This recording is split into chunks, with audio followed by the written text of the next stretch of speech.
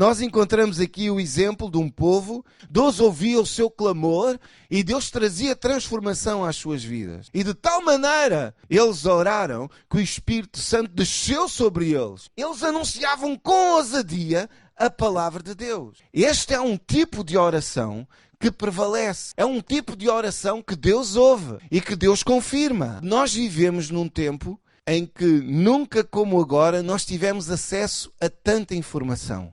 Espiritualmente, estes deviam ser tempos em que cada um de nós estaria motivado, cheio de fé, cheio de sabedoria, cheio de unção, para fazer e para servir no propósito de Deus. E supostamente a igreja como um todo já devia ter alcançado um nível de maturidade bem elevado. Tal como a igreja primitiva, nós deveríamos estar a viver tempos de grande avivamento. E como igreja era suposto nós estarmos a avançar e a conquistar terreno ao nosso adversário, anunciando que o reino de Deus chegou, proclamando salvação a esta geração. No entanto, apesar de cada um de nós já ter experimentado tempos de manifestação da presença de Deus, todos nós passamos por tempos em que, por causa das estações da nossa vida em que nós estamos a viver, nós não nos encontramos a desfrutar e a experimentar tudo aquilo que Deus prometeu para as nossas vidas. Sabe, por vezes esses tempos levam-nos a colocar a oração de parte. A oração deixa de ser uma prioridade. Falta profundidade à nossa oração. Fazemos as coisas de uma forma mecânica. E em vez de nós termos uma oração fundada no nosso coração, em que é notória uma fé inabalável, muitas vezes a nossa oração vem de lábios incertos, em que é notório alguma dúvida, e essa oração de certeza que não vai encontrar resposta em Deus. Porque Deus necessita ver fé nas nossas vidas. Há um caminho mais excelente para cada um de nós. E dizer como os discípulos disseram, Senhor, ensina-nos a orar. E quando nós fazemos esta oração, Deus responde. E não apenas restaura os princípios e a mecânica da oração, como também desperta em nós o verdadeiro espírito de oração. Quando seguimos apenas um ritual, apesar de citarmos versículos, apesar de estarmos a seguir todos os passos, isso vai levar-nos a um lugar de secura espiritual. Uma fé verdadeira não vem apenas por nós conhecermos princípios e rituais. Uma fé verdadeira vem quando nós conhecemos a pessoa de Jesus Cristo. Quando nós sabemos quem Ele é em nós. Aí uma fé verdadeira nasce no nosso coração.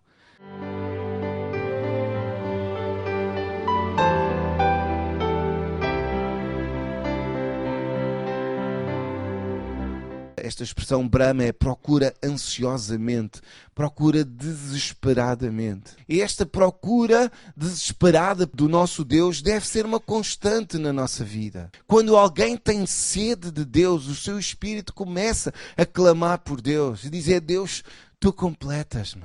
Nós precisamos desenvolver esta sede pela presença de Deus. Precisamos desejar conhecer Jesus com tal intensidade que todos os outros desejos ficam ofuscados, todos os outros desejos desvanecem, todos os outros desejos ficam sem sentido, porque o nosso foco está na presença de Deus, porque a nossa atenção está em primeiro lugar no nosso Deus. Se nós desejamos uma paixão ardente pelo nosso Deus, nós precisamos desenvolver um relacionamento íntimo com o nosso Deus. Precisamos conhecê-lo, precisamos aprender a escutar a sua voz. E nós precisamos procurar ter tempos de intimidade, ter uma comunhão diária, momentos em que nós esperamos no Senhor, momentos de verdadeira adoração na sua presença. E este relacionamento íntimo e constante é a chave para nós desenvolvermos uma vida de oração poderosa, uma oração que prevalece, uma oração que abala o lugar onde nós estamos, uma oração que alcança resultados, uma oração que chega ao coração do nosso Deus.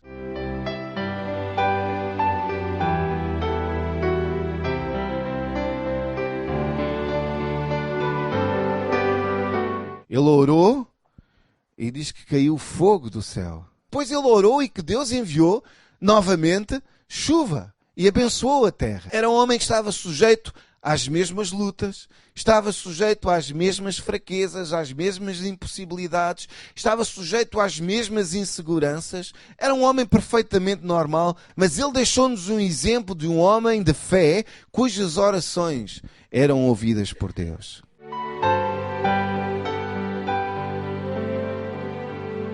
o segredo da ousadia deste homem ao falar com o rei, nós encontramos nesta frase: perante cuja face estou. Ele não ia na sua força, na sua capacidade, na sua sabedoria. Ele ia porque conhecia o seu Deus. Ele podia falar e orar com toda a confiança, pois estava na presença de Deus. Nós somos povo de Deus. Fomos resgatados. Ele colocou em nós uma canção de libertação. E através de Jesus nós temos uma aliança com o nosso Deus. Deus tem aberto um novo e vivo caminho, de tal forma que nós podemos entrar com toda a confiança, com toda a ousadia no trono da graça de Deus e encontrarmos misericórdia e encontrarmos graça e sermos ajudados em tempos de dificuldade. Nesta nova aliança foi-nos concedido acesso à presença de Deus. Deus tem colocado ao nosso dispor todos os seus recursos. Nós temos acesso à abundância da casa do Pai.